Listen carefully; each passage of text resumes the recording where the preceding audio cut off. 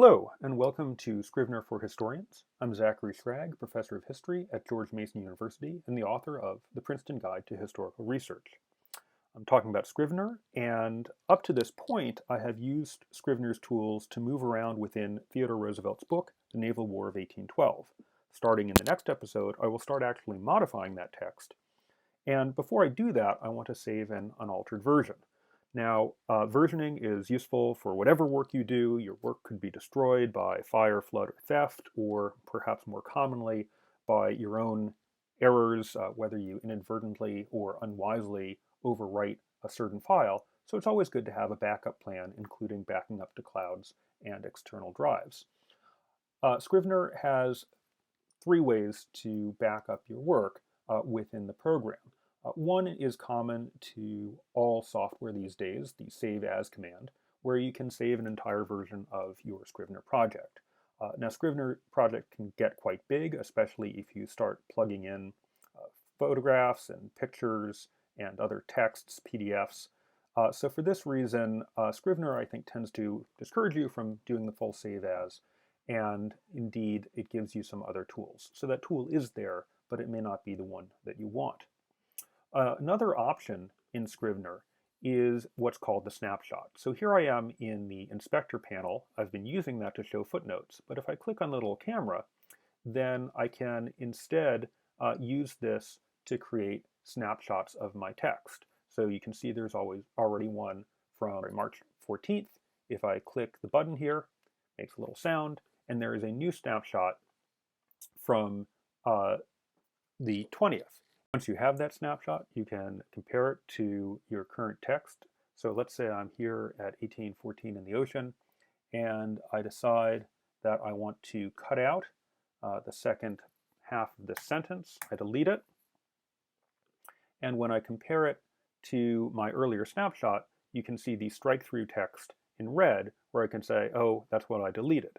If I then decide that I want to go back to that earlier version, I can set rollback, and Scrivener will ask me if I want to have both versions. In this case, I want to say no. I'm confident I want to go back. And when I compare it again, I believe that strike-through text will go away. Because here I have the text, and yes, when I compare it to the older version, nothing has changed, so the strike-through goes away. So that is a Scrivener-specific way to back up projects, and it's good to do that every now and then.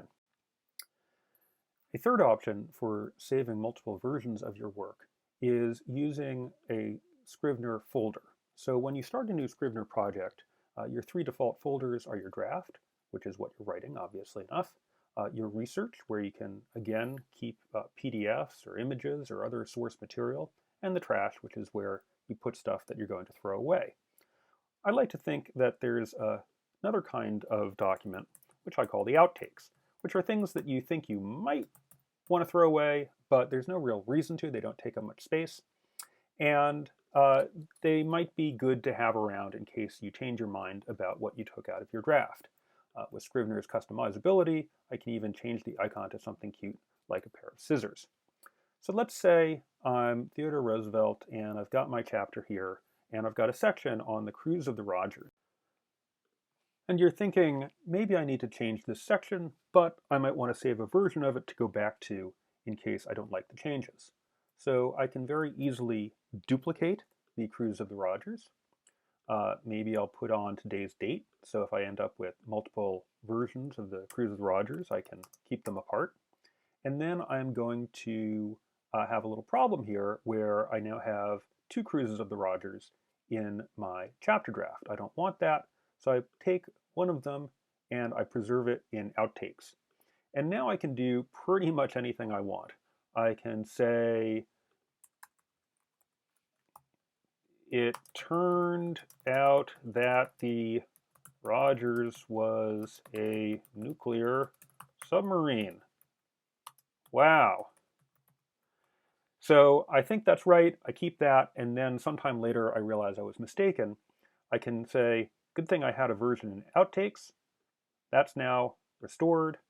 The nuclear submarine version goes to Outtakes, nuclear submarine, just in case it turns out to have been correct. and now I can get back to where I was. And when you're dealing with sections that may be too long and you're trying to figure out what to cut, or when you're dealing with conflicting sources and you don't know which one is correct and you want multiple versions, this is very helpful, and I think that's quicker than the snapshot feature. Though, again, it's up to the user. Scrivener gives you lots of choices. The point of this is that part of writing is writing multiple versions, going down dead ends, coming back, cutting, adding, and it's really useful to have a tool that encourages that kind of experimentation with your draft, and obviously Scrivener is just such a tool. So by putting it in Outtakes, it's there, it's handy, but it's not interrupting your draft, nor is it counting toward your word count, a topic I will address in future episodes. So stay tuned.